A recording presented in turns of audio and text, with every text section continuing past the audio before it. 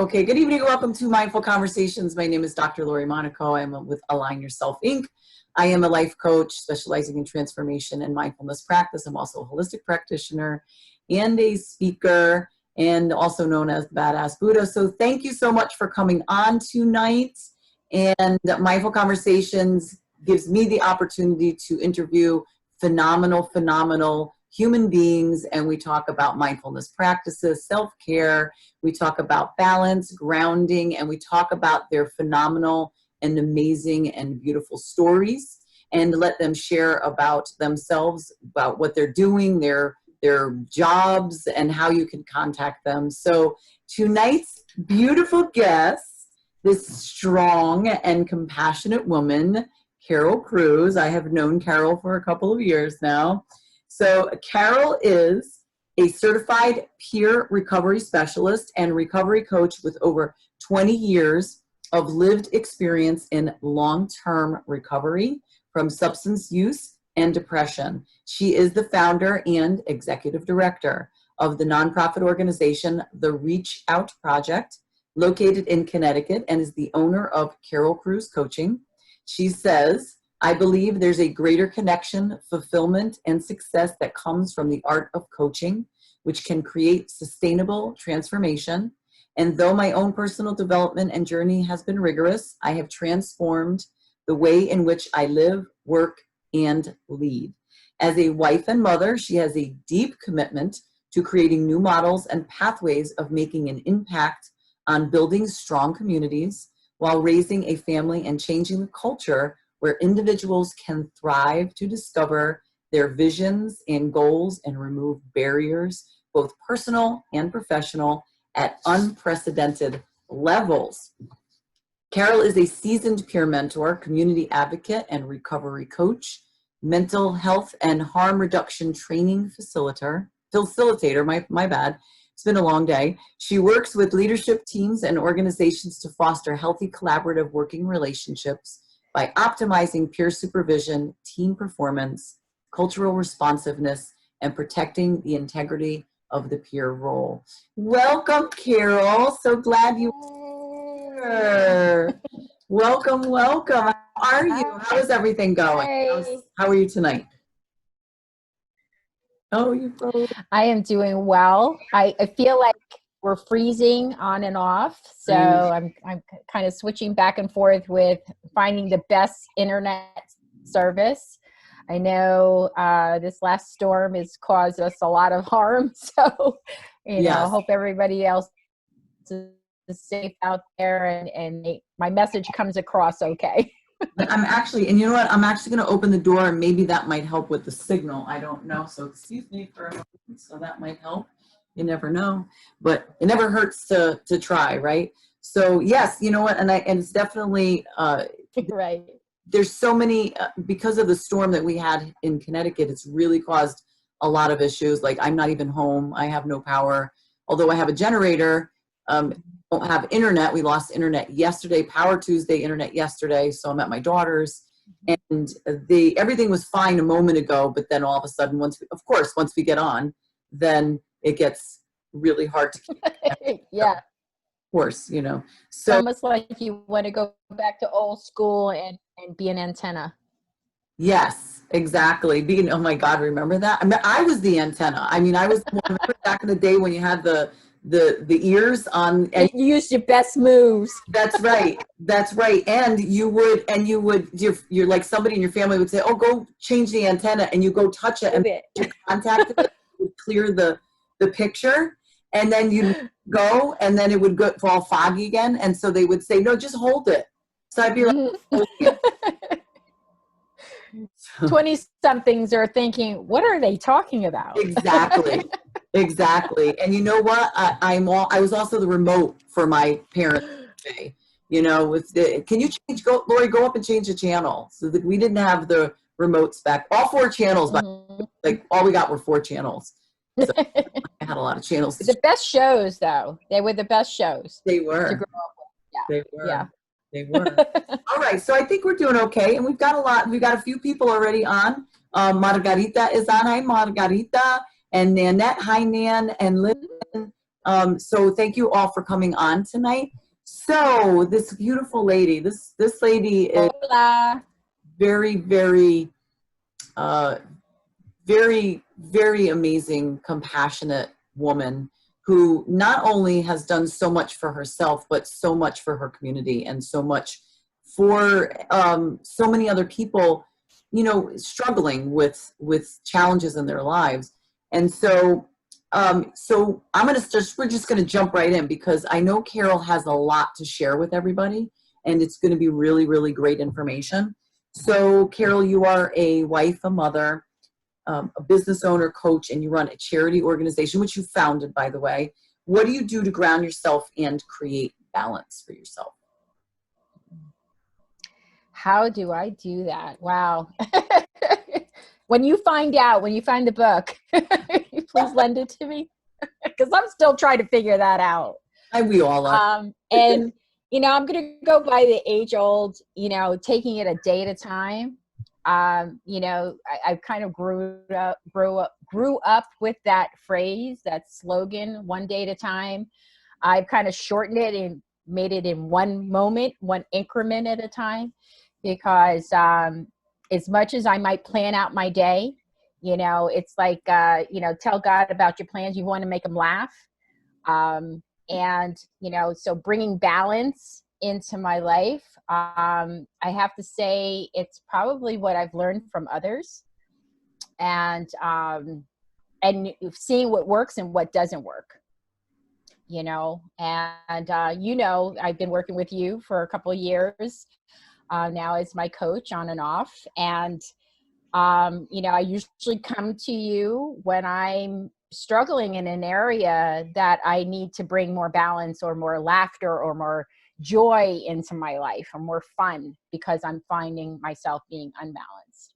And that's what I love about recovery, is that it's given me the opportunity and in a sense of grounding and seeing those areas in my life that I do want to change. When I was in active addiction, I couldn't see that. The only thing I saw was the use and abuse of drugs. Mhm. And yeah, so, in the last almost 26 years, I've had the opportunity to, in a sense, find that place of transformation, and find that place of balance. And like I said, what works and what doesn't work. And I give myself that opportunity to try it. And, it's like the kid, trying broccoli for the first time. You either like it or you don't like it, but I know what's good for me and what's not good for me. And that sense has been a huge change in the way I look at things for myself and even how I coach others.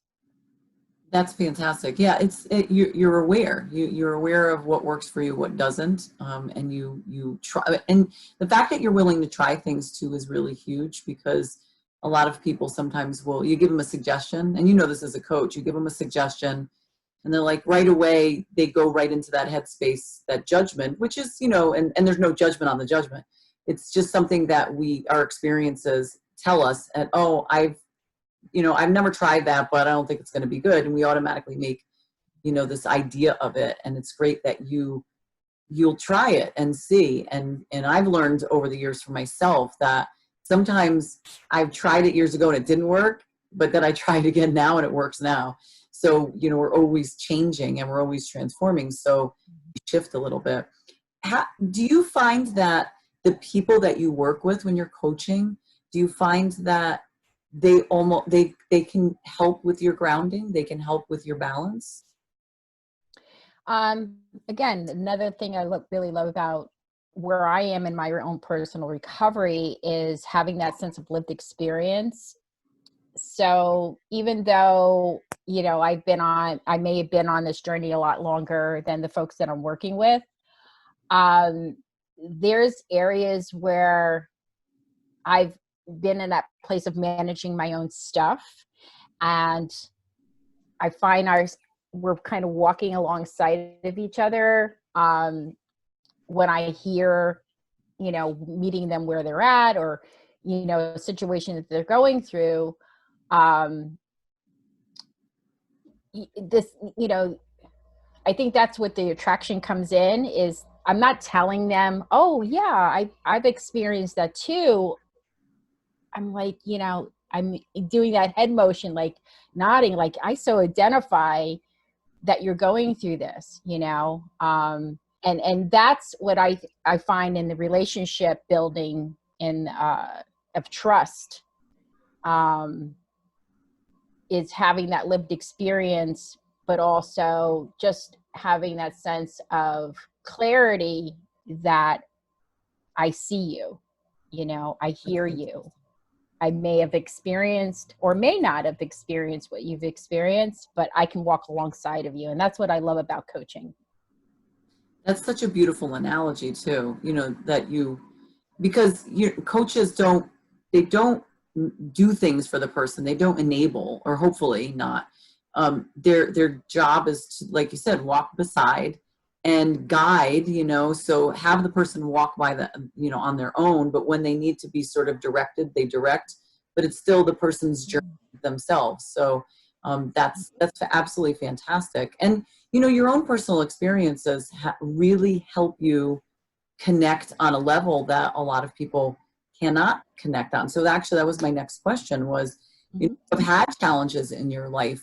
How has your past created your present? Great question, Lori. I think everything that I do today is a huge reflection and impact on what I do. You know, everything I do today is a direct result of what's happened to me in the past.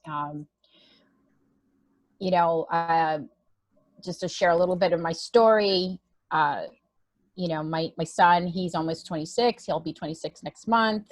I'll be celebrating 26 years of recovery. And he's a huge part of my recovery. And, you know, my experience raising him and watching us both grow, you know, us both go through tantrums, has made me that place of a stronger person. I was just sharing with a mom today.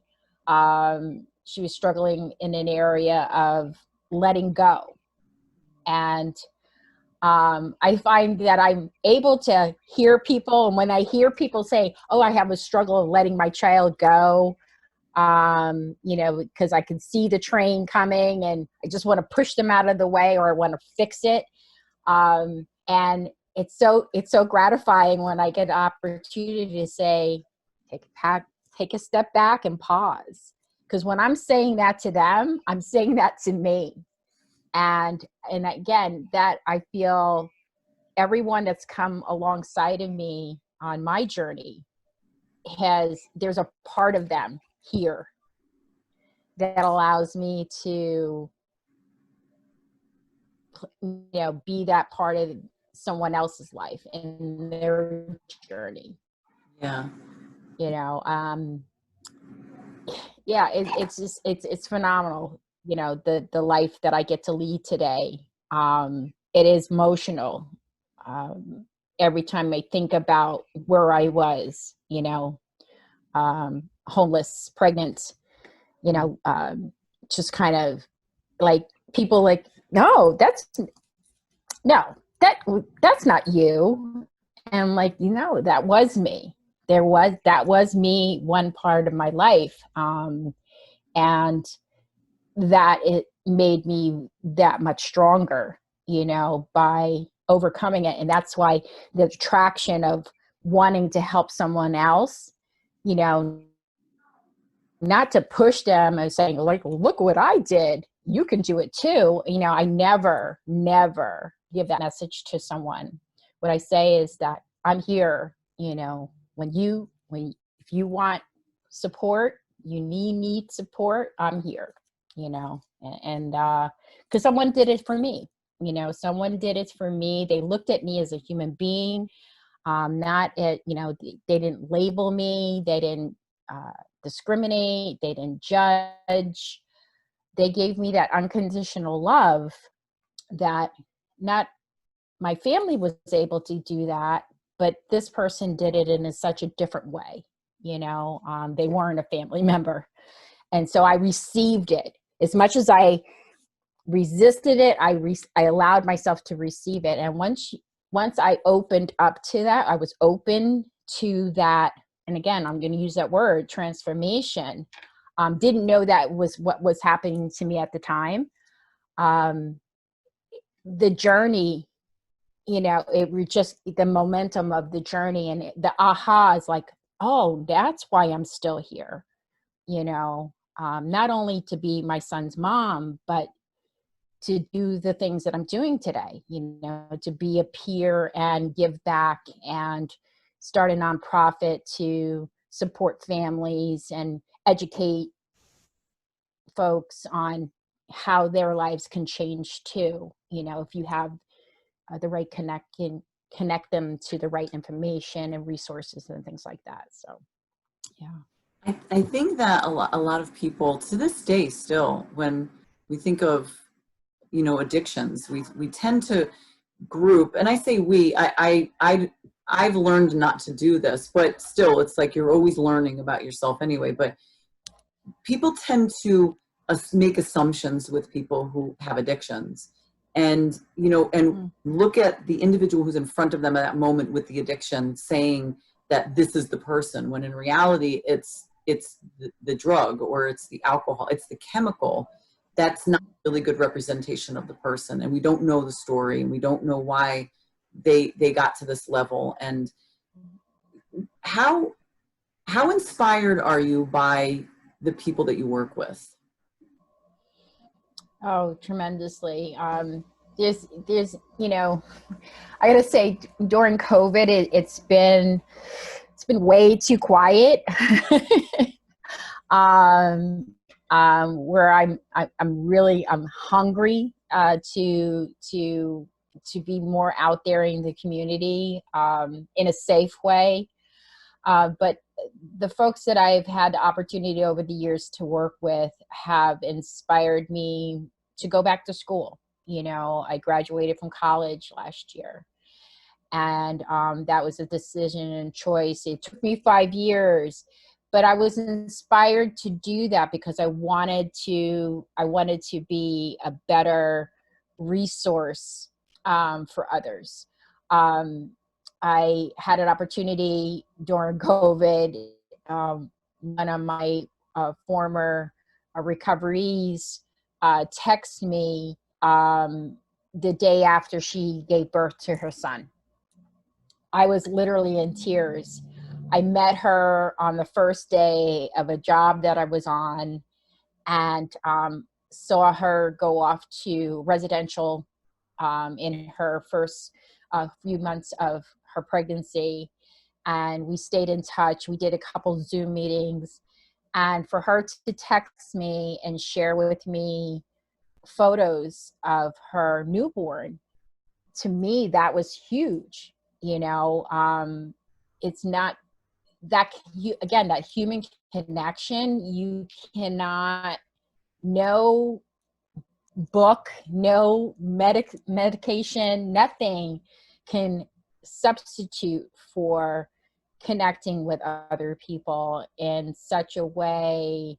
Again, I see you, and I'm here for you. That has made a huge impact on who I am today. And again, somebody did it for me, so it just became a natural, somebody imprinted me. I use that word. I learned that word from Twilight. I got a little bored to start watching all these movies, right, during COVID, right? So I love the whole Twilight. I never read their books, but I love the whole Twilight when they talked about imprinting. I get an opportunity to imprint on somebody, and it may not be effective like right away, but down the road, all of a sudden you get this call, or you get this text, or you get this, hey, I'm okay. there's always the other side to, you know, in the last couple of weeks, you know, 3 men that I worked with had passed due to overdose poisoning. Um, and I say poisoning, I say it actually, you know, medical patient of poisoning, because what I believe and what I'm learning through harm reduction is that when we use, we believe that we're using the correct dose, and they probably, you know, may have believed that they were using the correct dose, and it wasn't, and it poisoned them, and they died. Those 3 persons made a huge impact in the time that I got to spend with them. I often tell people, thank you so much for trusting in me to sharing of yourself. You know, again, I'm sad, but it really, it solidifies what I need to keep doing. You know, the advocacy work that I do, and that's why I started my nonprofit, was to continue to advocate. You know, it's been hard, you know, with COVID. I had COVID, and so I'm very, in a sense, resistant to wanting to be in a large crowds, or, but I still, you know, this is a great platform for me to continue to share to people that I'm here if you need to reach out. And people still refer me folks, you know, to connect with them or get them to a meeting, virtual meeting or something, you know. So everything that I do is been a huge impact. Huge impact. What is the, I mean, I have other questions to ask you, but, well, actually, let's do that one. So you chose the title for tonight's conversation, The Art of Coaching Recovery. So share with everybody what you mean by this. You know, I do a girlfriend's guide to recovery coach beat up. We actually just met around 5:30 tonight and gave the girls, there was like 4 women that came this evening, and I often talk about the dance. You know, when you think about art, you might think a piece of art and how it needs to be molded. If you're dancing, you know, there's a flow, you know, there's a flow, and that's how I see coaching, right? So that sometimes, you know, I'm like this with someone I'm working with, and sometimes we're like this, you know, we're kind of stepping on each other, you know. Sometimes I need to take a step back, you know, sometimes they need to take a step back, and I look at that as art. And all the time, you know, I like the movie Ghost, right? I mean, it's pretty erotic, that movie, but You watched a lot of movies during COVID time, didn't you? Referring to movies today, but I'm just thinking about that piece of clay. You know, I'm thinking about, you know, you never know, and sometimes it hurts, right? You're kneading into that, and it gets hard, and you got to slap some more water on it or whatever. So that's how I see coaching. You know, I see it as this blank slate, you know, canvas, piece of, you know, clay or dance moves that I just, because I had millions of people tell me, I know millions is a lot, but I've had a lot of people tell me, I don't know how to dance. I don't care if you're white, black, Puerto Rican. I don't care what background you come from. You can dance. You can dance, even if it's inside your head. You know, I know Carol could dance. I've seen her dance, and she's got moves. I'll tell you. That's where we met. That's You right. came in like a Tony Robbins. That's with right. your music going on with your And DJ. she's got like, she had, what was it? It was a lot of the 70s disco. Like, Oh no, it was the 90s freestyle, because my husband used to be a DJ. well, the one I was playing that that was with me. That's for sure. I'll take the 90s freestyle for sure. I'm right with you. But what I was playing that night was like, it was like 70s disco, and you were doing that, you know, so Yeah, she could definitely Yeah. move. So it's nice to know that that's a great analogy. I love that. Yeah. Because dancing also, it's one moment one person's leading, one moment's the other person's leading, and you're it's nice. That's a great way to describe the ebb and flow of coaching, because that's exactly, Mhm. it's shifting and moving and reinventing and creating. So that's Yes. cool. Yeah, the creating, I also came up with through different coaching trainings and things like that, because I'm also a certified transformation coach, and I took that through an organization here. Actually, they came out here from California, but I've been really hooked on, and I'm going to give them a free plug. Coaches Rising. They just have amazing coaches that talk about embodiment coaching, and I'm learning a lot about that, about body scanning and things like that. But where I was going with that was that the whole form of that ebb and flow, as you described, um, is we're co-creators. I look at us, a wording I use today is I get to co-create with someone, you know. They're not coming into my office or talking to me on my phone or on Zoom, with me having all the answers. I don't have any of the answers. They have all the answers, but I get to co-create with them, and I truly enjoy that. Yeah. Well, let everybody know what specifically like a recovery coach is, because you're a transformational coach, but you're also, that's your main thing, and you train recovery coaches too as well, correct? Yeah, I've been, kind of took the summer off a little bit. I was doing like one training after another, and I had started a new job, which is completely remote. So I kind of gave myself a little. You talked at that first question about, balance. Definitely needed to let go of some things, and I learned, letting go of things doesn't mean that it's permanent. It just means I need to make space for new things. But recovery coaching, I don't think there's one right answer to what a recovery coach is. I can tell you a whole lot of answers to what a recovery coach isn't. Is we're not a therapist, and we're not clergy. We're not a 12-step sponsor. I think all the people that I know, that all the people that I've had the opportunity to work with, I call myself a facilitator, a teacher, a trainer, but I learned so much from the people that I get to facilitate the curriculum to. And everyone has such a great, unique style.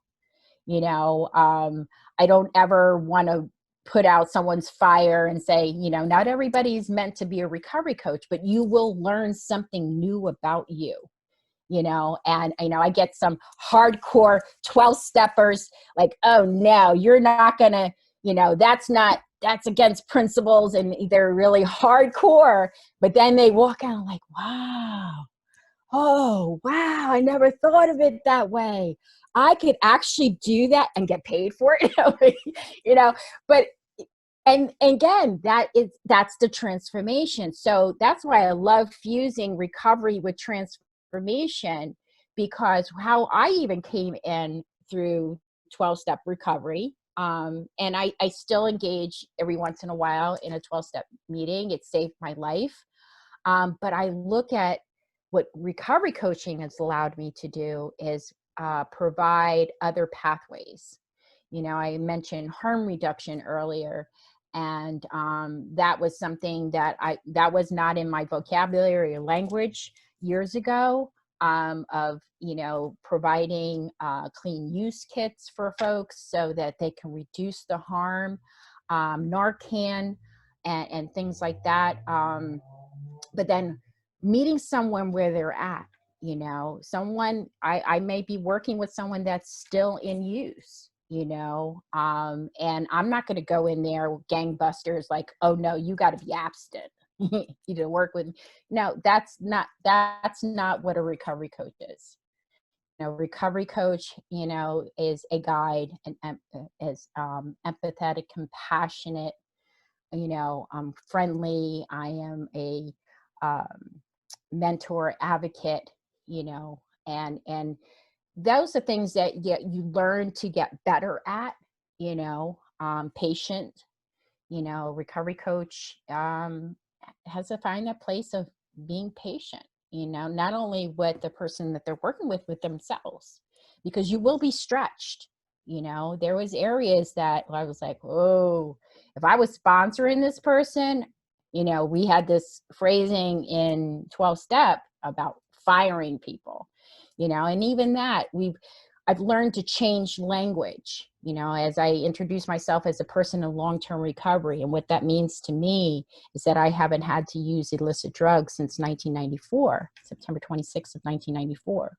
And by me continually saying that to someone that's calling themselves, really harsh, and I'm a junkie, I'm an addict, and things like that, in hopes, they don't correct them, but I hope that when they hear I'm saying I'm a person in recovery, that they may start to be imprinted in changing that. So that's the transformation we get to do with folks, is help lead them, walk alongside them, wherever they're at, yeah.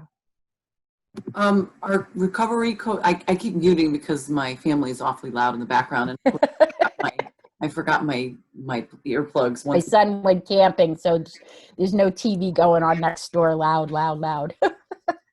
When how common are recovery coaches? Like, are they found everywhere in the country now? I mean, there's still areas that are lagging to offer this program. So I am also a certified peer recovery support specialist, which is very much like a recovery coach. I also work with folks that are challenged by mental health issues and things like that. Recovery coaches is a lot more talked about and widespread than it used to be. I mean, if back in the 70s, it was the life coach. 70s, 80s, sorting more on the West Coast. You heard of life coaches, then you started to hear about sober coach companions and things like that. Transporters, or people, taking people to treatment. So recovery coaches, currently there's several agencies here in Connecticut that hire recovery coaches. They train and hire recovery coaches, and they're in a lot of our hospitals, and also peer support. I think there's like 20, maybe 22 hospitals. I've kind of lost count. If anybody's on, they could correct me. So recovery coaches are being found in the emergency rooms, and a lot of clinics. I worked at several methadone clinics where recovery coaches were being hired. But again, it was in the hospitals, you're having recovery coaches on every shift. In a clinic setting, I may have been the only recovery coach there amongst maybe to get connected with 2 or 3, maybe even 400 patients or clients, as they would call them. I would call them recoveries. It is becoming more of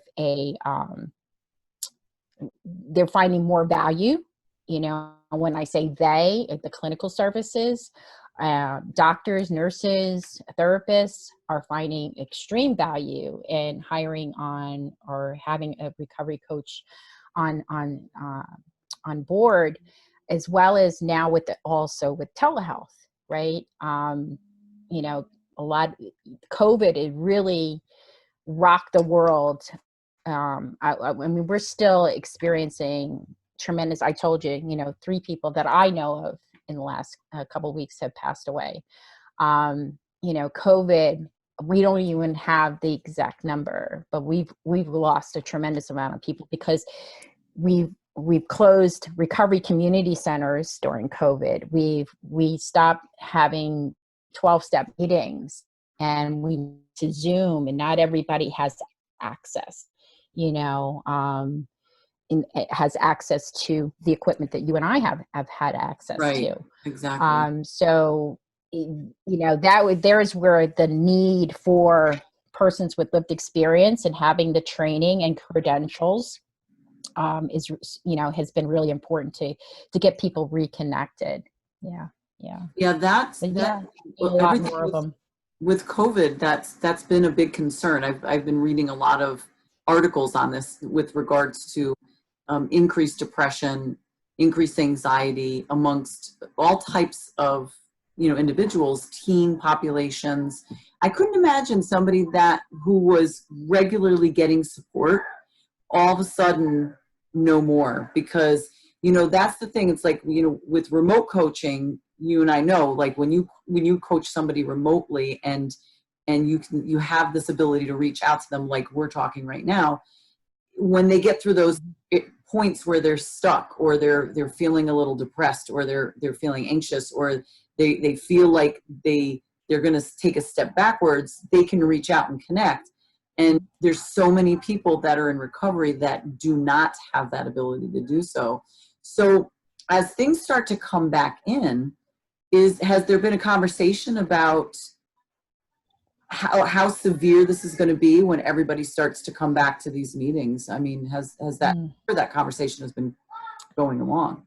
Yeah, I can't really speak to it on a not even closely on a local level, no more than on a national level. And I do run in circles through Zoom with several folks that keep informing me, and like you on social media, see the statistic numbers, and recovering from something now.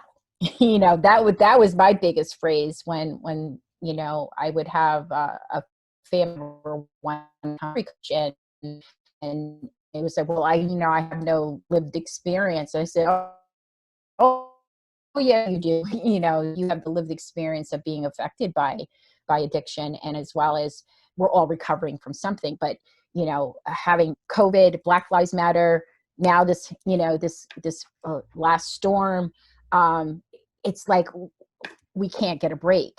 And before, there was a tremendous amount of stuff going on. You talked about depression, and I just heard a little clip of podcast from Michelle Obama, sharing about her, feeling of depression during this time, and the systemic racism and things like that. And that, I catch myself, and if I'm experiencing that, I can't imagine for someone that is in that place of isolation, because that's what addiction is. It isolates you.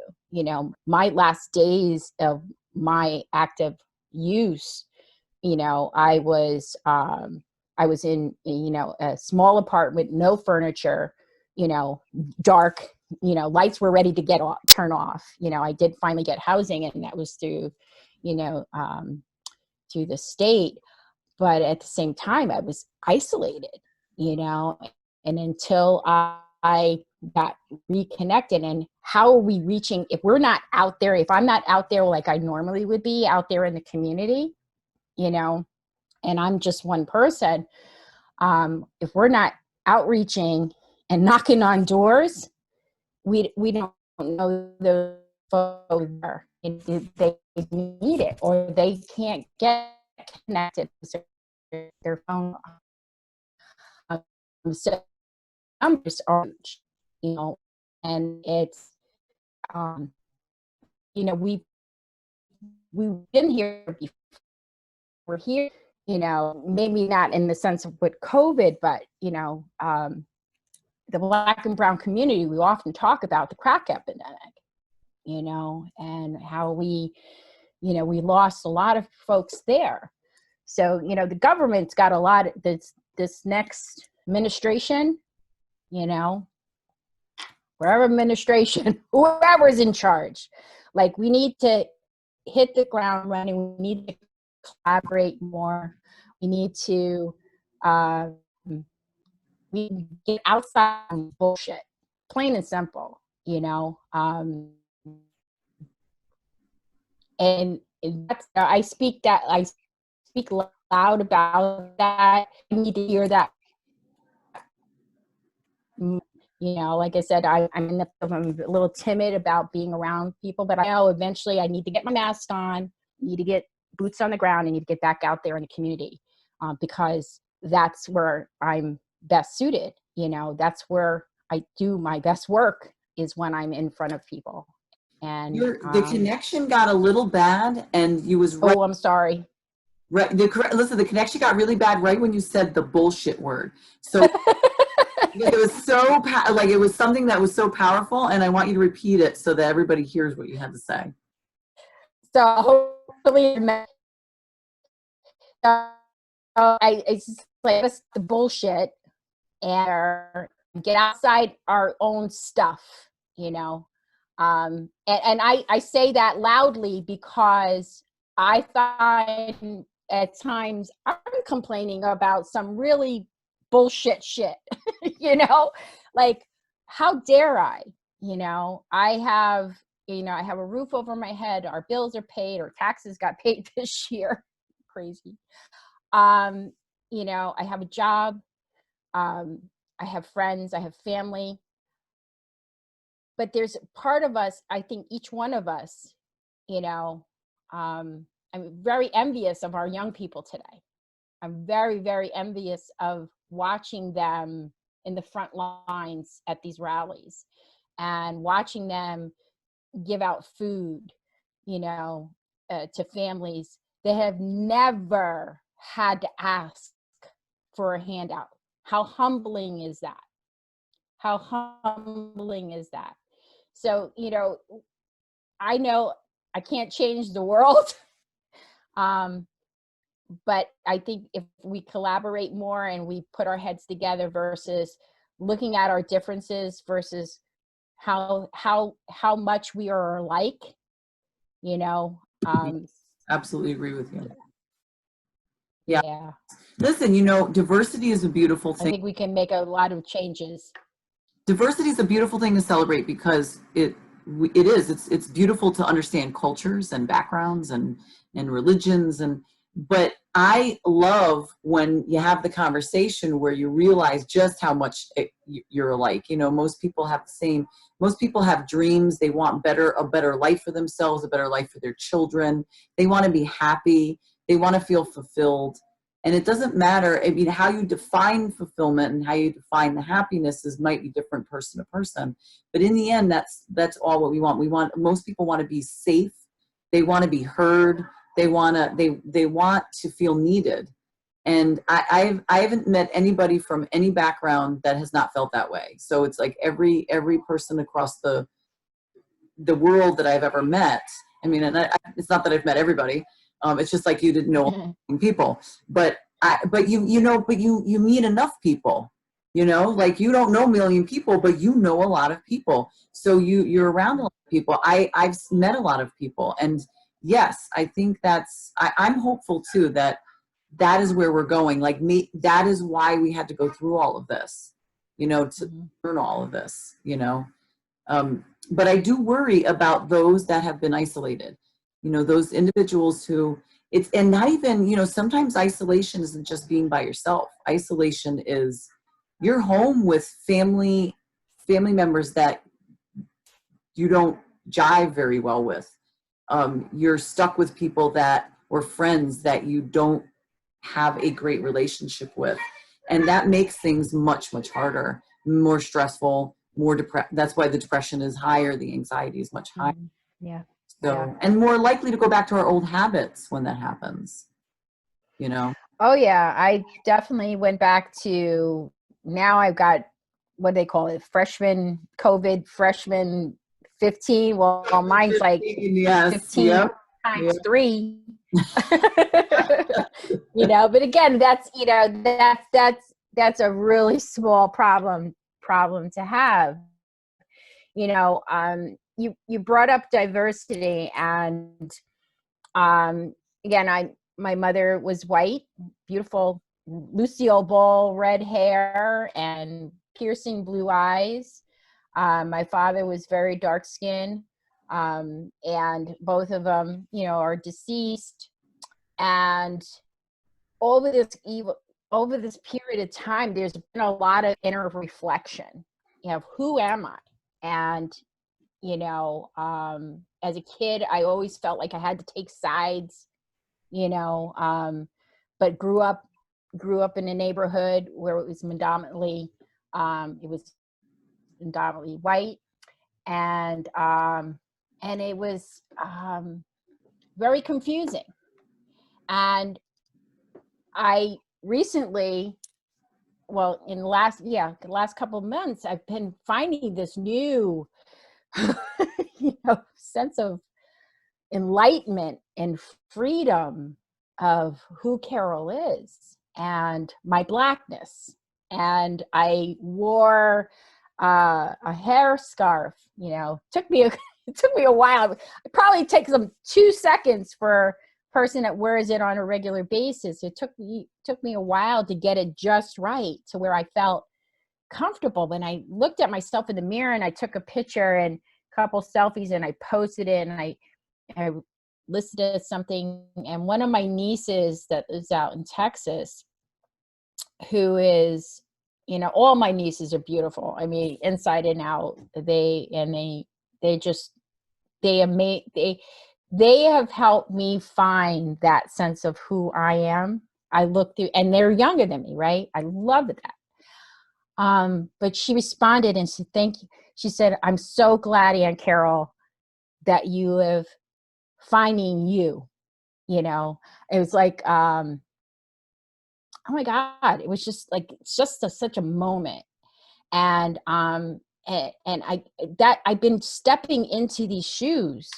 I shared a poem last night, on a platform, and you know, I was born black, I was born white, you know, and then all these negative tones that I've heard: Oreo, interracial, half breed, this, that, and the other. But I ended it, and I'm a warrior. And you taught me this too. I'm a warrior. The whole affirmation, right? The intention. I'm a warrior. I'm a leader. I'm a peer. I'm a woman. I'm a mom. I'm a wife. You know, I'm a teacher, and all those things. And I'm black and I'm white, and I'm bold and I'm beautiful, and I embraced all of those.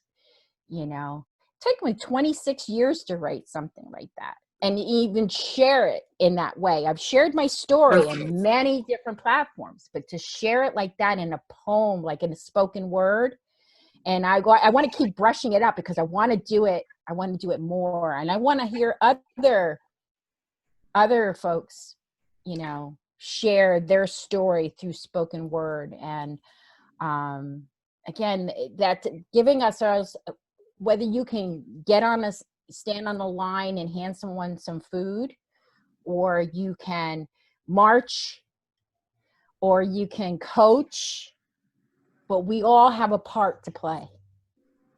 We all have a part to play. We Yes. all have a responsibility.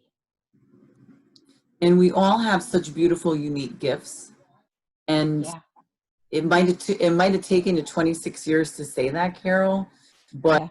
it was all worth the wait. And it was the boldest, you know, it opened it up, and that's it. And now it's free flowing, and and you go through stages it's just like a crab, you know, you get rid of one shell, and then you create a new shell.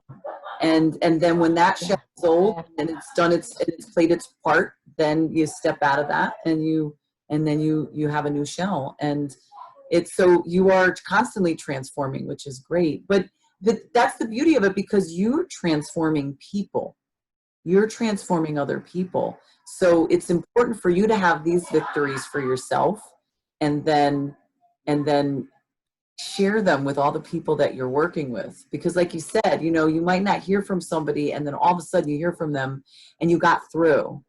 Like you didn't think you were getting through maybe, or you said something and you plant the seed and you're getting through to them, and you might not know for a little while, but then all of a sudden they get back to you and they say something and say, I remember when you told me this. And it's because you're allowing yourself to be so authentic and stepping into, who you are. And oh no, we froze. Are you there? Ah, I technology. know you froze a little There you bit, go. but I caught what you were saying. I know, it froze. It froze a little bit. Yeah, But I love your.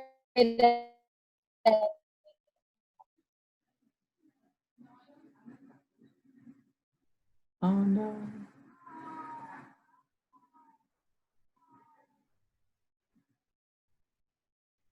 Come on, internet, just a little bit longer. Oh my goodness. No, no.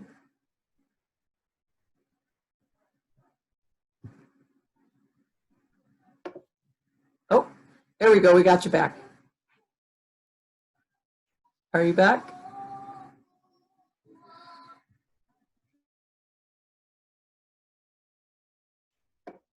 Oh, are you back on? Yeah. Okay, there we go. There we go. Hey, there you go. Came back. Oops. You just get us back to the gallery. Yeah, I know we don't probably have too much longer, but I was just thinking as you were talking about, us all. I don't understand. Siri. Hey, Siri, we're talking. I just set off Siri. Siri's working in all this. Siri's working. She's like, wait, where's the party? Where's the party? That was funny. Oh God. I often, when I would share with people, what is the impact that I want to leave in this world? And, I just want to keep going on this ride, and whoever will allow me to come along with them on the ride, I'm here. I'm still the girl that loves to dance, and if you want to dance with me, come dance with me. Got a couple of my friend DJs that put out some great tunes, some 90s freestyle, and I play it on Monday morning, and I play it when I'm not feeling too up. Yeah. And I just want to get myself going. Yeah. Good. Well, so we end, and so I'll come dance with you anytime you're ready to go, Carol. Yes. I'm there with you. How can people reach you? How can people support your organization? And any last bit of insight that you would like to impart? So I can, so this is where I'm at with my nonprofit right now. We're just kind of hanging in, we've had to cancel our recovery walk that we normally do in September, but you can reach me at carol@reachoutprojectinc.org. You can probably find Reach Out Project in the search engine on Google. So we do have a website. I do have to update it. Haven't had any trainings or anything like that. But if you're looking, we're not a clinical agency or anything like that. We're just a resource hub. We connect with people, and to resources. So that we're stay right now. Insight will be just stay safe, and there's no shame in saying that you're not okay. I know that's a campaign PSA that's been being put out there for mental health, but I think that goes for all of us. That goes for all of it. It's okay. Sometimes we get so intense of we need to show up, especially on this platform. This is not easy. This is not easy to work on this platform. It's convenient, but it's not easy. There's a difference, right?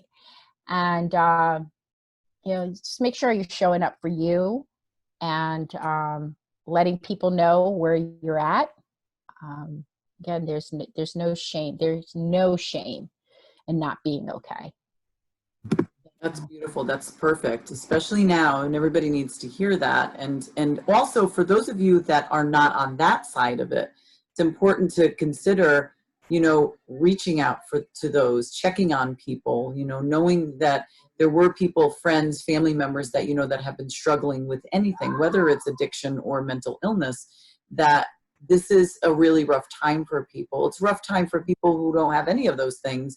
But, take that extra compassionate step. Even if you've taken that step before and you say to yourself, I'm tired of taking that step. This is a completely different situation that's been happening. Nobody ever expected any of this to go on this long and to go in this manner. And when we think we're pulling away, it like pulls us back in. So this is where you take it from coaches that do this for a living, that help people to better themselves, and just take that perspective and say, everybody has a potential. Carol, thank you so much for coming on tonight. Thank you so much. I haven't done a Facebook Live in probably a while. It's been a while. So this came right at the right time. I needed this. It was different for me to just get back on this side of the camera in a sense. So I do appreciate you. I always do.